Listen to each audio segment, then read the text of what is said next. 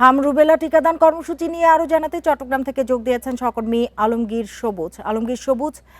প্রকোপ ঠেকাতে অর্থাৎ হামের প্রকোপ ঠেকাতে 13 দিন আগেই কিন্তু কর্মসূচিটি শুরু হলো। কি ধরনের সাড়া দেখছেন আপনি টিকাদান কর্মসূচিতে?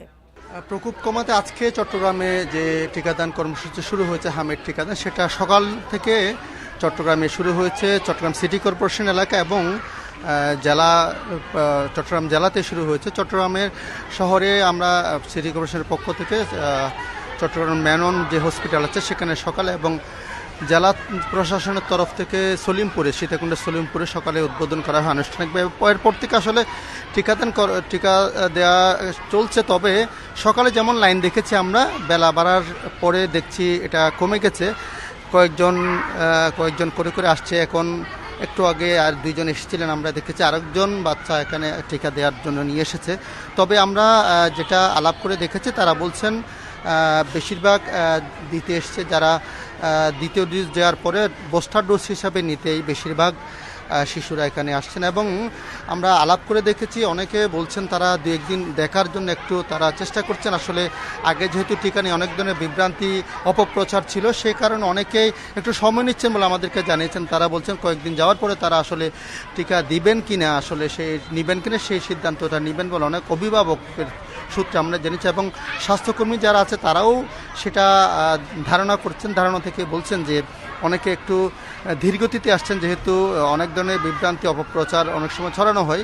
এ কারণে অনেকে আসলে দিন সময় নিচ্ছেন। আজকে এই কেন্দ্রে আমি যেখানে আছি, লালখান বাজারের শহীদনগর স্কুল কেন্দ্রে, এটা একটা স্থায়ী টিকাদান কেন্দ্র।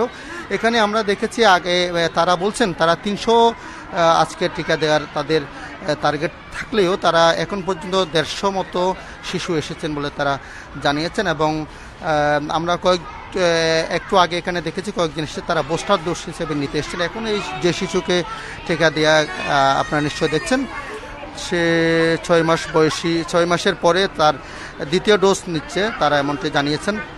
এবং স্বাস্থ্যকর্মীরা আমাদেরকে যেটা জানিয়েছেন, 6 মাস থেকে 59 মাস পর্যন্ত বয়সের এই টিকা নিতে পারবে। এবং যারা দুই ডোজ টিকা নেওয়ার পরও যারা এই বয়সের মধ্যে আছে, তারাও তৃতীয় ডোজ কিংবা চতুর্থ ডোজও নিতে পারবে বলে তারা আমাদেরকে জানিয়েছেন। এবং তারা অনেক অভিভাবক বলছেন এই বিষয়ে তারা অনেকে জানতেন না আসলে বুস্টার ডোজ হিসেবে নেওয়া যেতে পারে। এই বিষয়টা তারা বলছেন। আরও সরকার তরফ থেকে বেশি পরিমাণে প্রচার করা হলে টিকা নেওয়ার আগ্রহটা আরও বেশি বাড়ত।